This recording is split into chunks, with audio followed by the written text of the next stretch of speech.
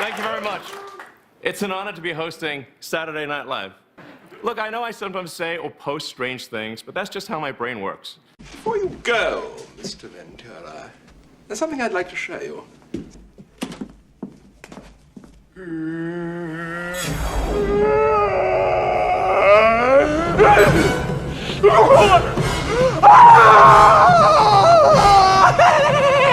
Something wrong, Mr. Ventura?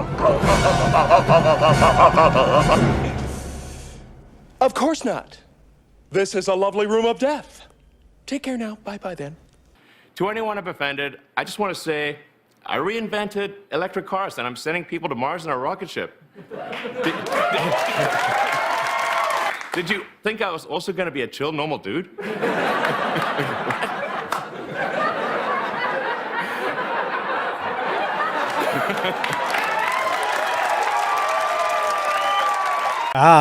Elon at it again over the weekend. Now, I will say that I don't watch Saturday Night Live. I don't give them my viewership, but I did enjoy the clips that featured specifically Elon. And while some of the sketches were kind of duds, I give Elon a lot of credit for going on and for going into the wolves' den, so to speak.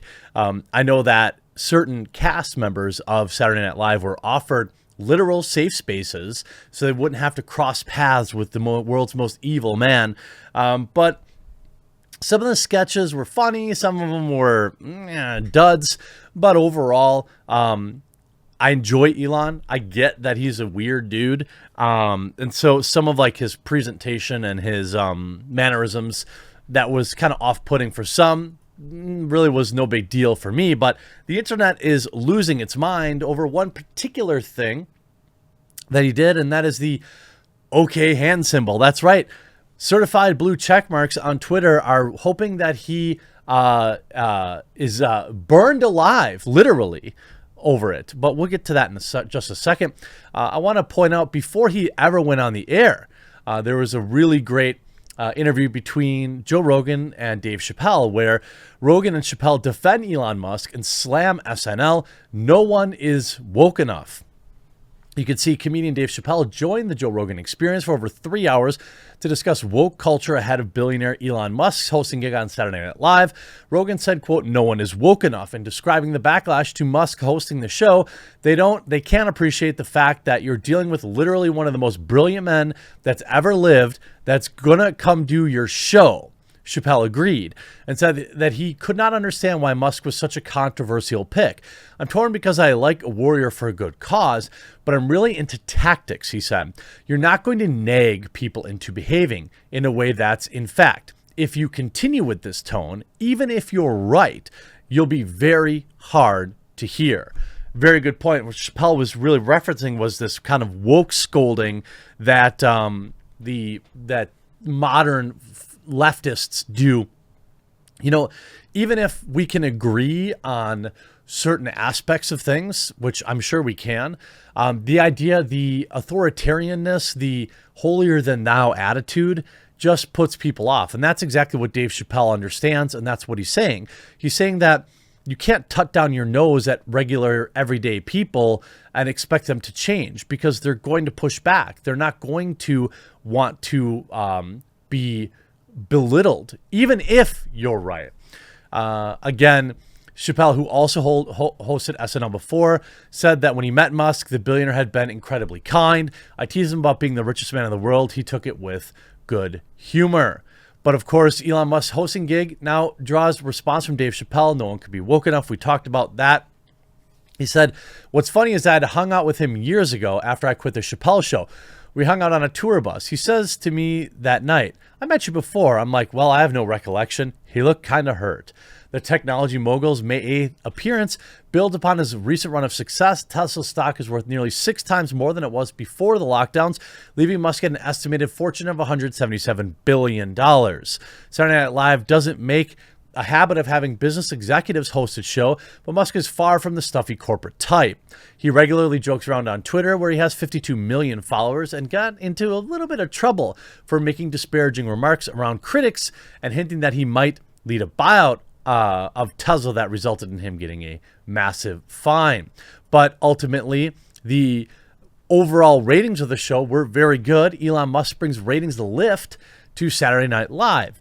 Elon Musk's turn as SNL host brought Mainstate's third highest ratings of the season. So not like all-time highs, but very good.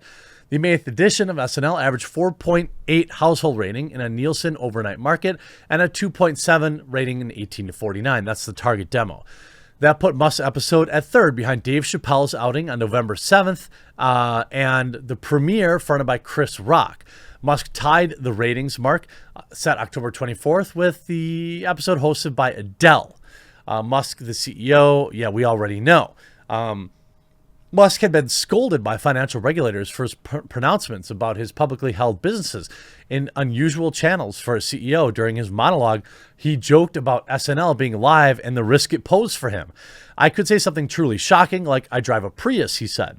The most recent SNL original, the April 10th edition, hosted by promising young woman star Carey Mulligan, averaged 3.6 ratings in 44 overnight metered markets. I think overall, SNL is garbage. It's always been garbage. But let's take a look at some of the most triggering aspects of this. So when he came on to talk about Dogecoin, he appeared on screen and did this, I think. Something like, he's very like, I don't know, animated or, he has Asperger's, so I'm not sure if it's related. But you see, Blue Check calls for Elon Musk to burn in a Tesla after he flashed the OK hand symbol.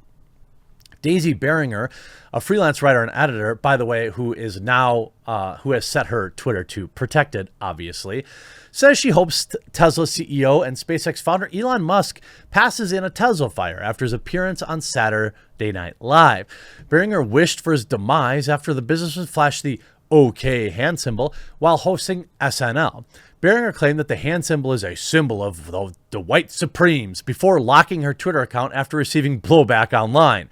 Screenshots of her tweets can be seen below. Wait, what? Did Elon Musk just like aggressively flash the OK hand symbol during Weekend Update? Please tell me I'm insane. Please, no, really. Going to need to tell you I'm insane. Or tell me I'm insane. Well, clearly you are insane. I mean, there's really no, I mean, am I going to need to tell you that? Listen, usually when I say I hope someone passes in a fire, I'm being hyperbolic, but like Teslas do burn for like 4 straight hours. So like, I'm not going to be mad about it, she continued. I kept watching because I really hoped the cast members were going to walk to the front of the stage at the closing and punch him out. Definitely never thought Saturday Night Live would send me into a tornado of existential despair. But here we are. I almost don't have the words, but I will say I hope his Tesla catches on fire. And I hope he doesn't survive. The freelancer doubled down on her claim that Musk was deliberately flashing the symbol on SNL. Super shocking that the Supremes are searching Twitter to correct people about a never been more obvious Elon Musk white power sign. It's like, I just want to roll my eyes. I mean, on what planet? Like, yes, you are insane. Look, I think a lot of people wonder, exactly why Elon is so hated by the far left. And it's pretty clear to me. The far left used to be anti-establishment and would not be bootlickers.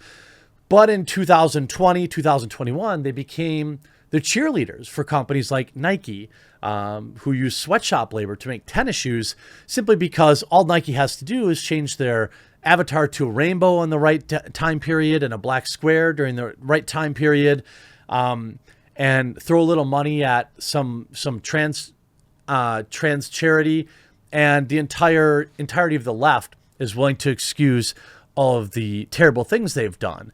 Ben & Jerry's is another example that panders to the far left. If you look at their labor practices for how they got their cocoa beans and a wide variety of other things, they're willing to excuse that because they say orange man bad. The thing with Elon is he's a true businessman and believes in meritocracy and does not espouse the typical far left talking points. That doesn't mean he doesn't believe in equality and want what's best for people, but he is too busy literally changing the planet.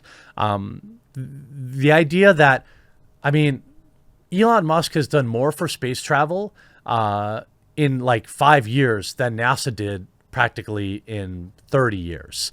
And, you know, that's not ignoring some of the amazing things NASA has done, obviously, but the leaps and bounds that we've gone forward now is undeniable. What he's doing for high-speed internet access in rural areas with Starlink, never been done before. What he's doing, you know, in reinventing the electric car. Now, we can argue about, you know, I happen to own a Tesla, but not because I think it's saving the world, but because it's fast, and my wife doesn't like to stop at gas stations in the dead of winter. But this guy, his achievements, PayPal, for example, another one that people seem to always forget. His achievements are undeniable, and the meltdown is just hilarious. Twitter verified writer hopes Elon Musk burns after insisting he had flashed. I mean, what? I just, who even believes this anymore? I mean, everyone does it. It's a universal sign for okay. But these people have a mental illness, and it's always great to laugh at them. I hope you enjoyed this video. We'll talk to you again real soon.